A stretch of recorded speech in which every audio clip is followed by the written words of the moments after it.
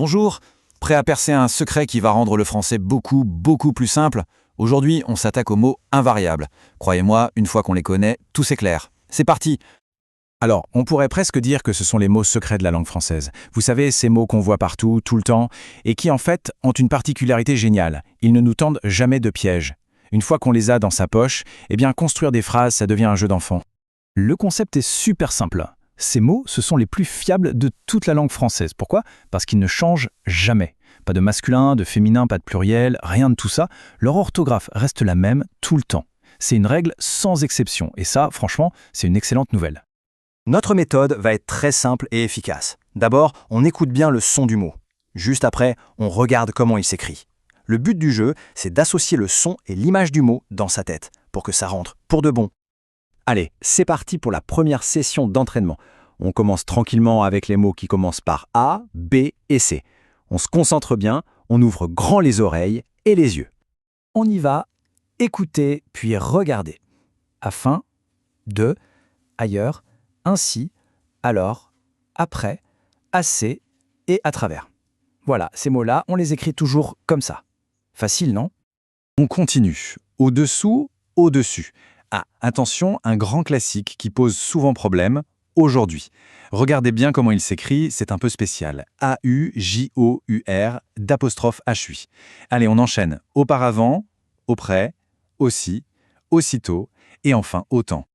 Passons maintenant aux lettres B et C. Attention au mot beaucoup, celui-là on l'utilise sans arrêt. On continue avec bientôt, car, ceci, cela, cependant, chez et contre. Parfait. On enchaîne tout de suite avec la lettre D. Et là, il y en a pas mal de mots importants. C'est vraiment une section clé, alors on reste bien concentré. Voici le premier groupe de la série. Et oui, ce sont des mots qu'on utilise vraiment tous les jours. D'abord, dans davantage, debout, dedans, dehors, déjà et demain.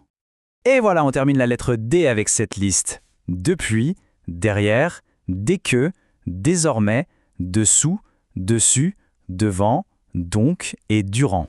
Super, la section D est dans la poche. Franchement, excellent travail jusqu'ici. On prend juste une petite seconde pour respirer et c'est reparti. On garde le rythme, la régularité. C'est ça qui paye. On passe maintenant au groupe suivant. Celui-là est un peu plus long parce qu'il couvre plusieurs lettres d'un coup, de la lettre E jusqu'à la lettre L. Allez, on s'accroche. C'est un grand groupe, alors on reste bien attentif. Regardez bien. Encore, enfin, ensuite, entre, envers. On poursuit avec guerre, hélas, hier, or et ici. Et on arrive à la fin de cette section. Jadis, jamais, un mot très important celui-là, jusque, là-bas, la plupart, loin, longtemps et lorsque. Très bien, on avance super bien.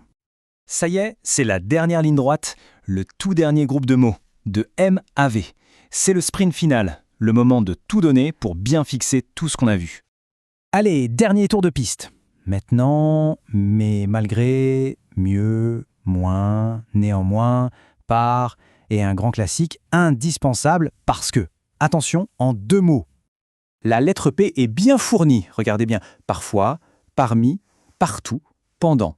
Et la suite, plus, plusieurs, pour, pourquoi et puis. On approche vraiment de la ligne d'arrivée. Quand, quelquefois, sans, sauf, soudain, souvent, sur et surtout. On tient le bon bout, courage. Et voici les tout derniers mots pour aujourd'hui. Tard, tôt, toujours, très, trop, vers, vite, voici, et voilà.